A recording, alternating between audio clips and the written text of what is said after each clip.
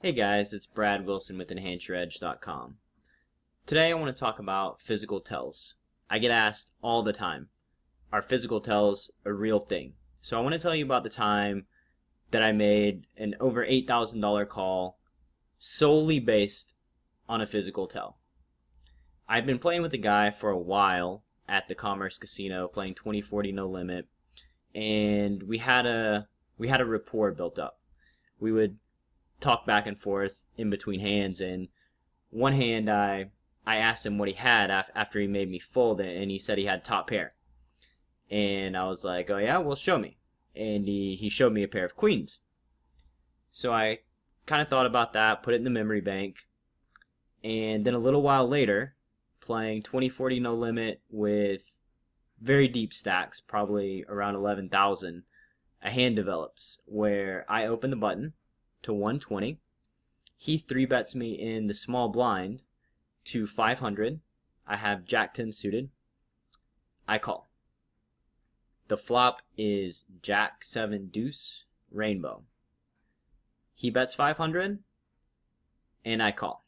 And I'm already eyeing him, paying attention to his mannerisms, paying attention to how he's grabbing his chips, putting his chips in the middle. And on the turn is a queen. So he grabs a pink little $5,000 chip and says 2,000 and throws it out in the middle. And I start looking him up and down, and I start thinking to myself, like, is he really taking this line with a super strong hand? And I ask him, I say, you have top pair again, right? You have top pair? And he kind of looks at me and gives me this number. Like a little imperceptible shrug and a nod that says, yeah, man, I gotcha. And diving deep into my memory banks, I know that I've encountered that multiple times before in my poker career, where a guy will give me that little nod and be like, trying to imply that, yeah, I gotcha, man. I'm going to let you off the hook. And it always means weakness. Always. So I took about 4 or 5 seconds after getting my physical tell. I threw the $2,000 in the middle. And the river came like a 7, just a blank. And our villain announces that he's all in. And I'm sitting there and I asked the dealer, how much is that? And the dealer's like, counts it all out, and it ends up being like $8,360. And I look at my chip stack, I look at count out how many chips I have, and I have like $8,500. So I have $100 left if I'm wrong.